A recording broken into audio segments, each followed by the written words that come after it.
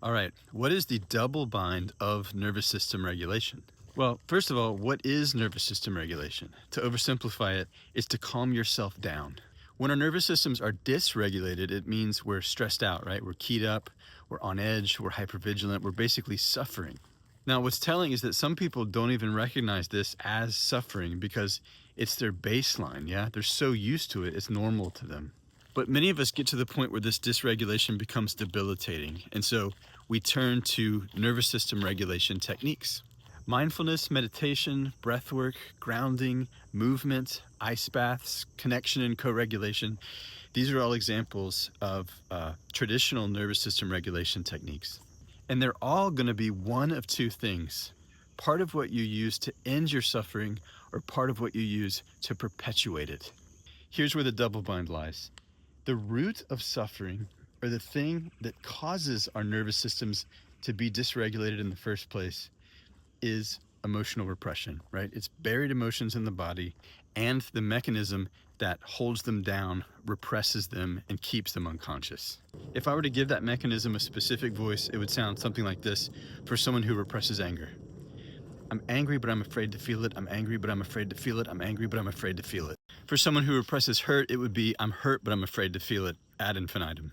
That refrain, I feel this emotion, but I'm afraid to feel it, is the root cause of nervous system dysregulation, right? It's the reason that human beings suffer. We name it 10,000 different things, but below the level of consciousness, it's just that running on a loop all the time. So as we discover and bring in traditional nervous system regulation techniques, like the ones I mentioned earlier, the pitfall becomes this, that we use them to cope, soothe, or calm ourselves down instead of resolving emotional repression, instead of resolving the root of suffering. Using something to salve our suffering instead of taking the necessary steps to end our suffering is what creates, drives, and sustains the cycle of addiction. And so in this case, these traditional nervous system regulation techniques, if not done alongside emotional repression work, become no different than drug use. And look, drugs, alcohol, meditation, mindfulness, there's nothing wrong with using any of these things to make yourself feel better. I think it's just really important to recognize the double bind, which is this. Buried and repressed emotions create nervous system dysregulation, aka suffering. They also create the need to regulate your nervous system. Everything we do, even the healthy self-love or self-care things outside of resolving emotional repression, will be an attempt to avoid acknowledging, accessing, feeling, and expressing what's buried in our bodies.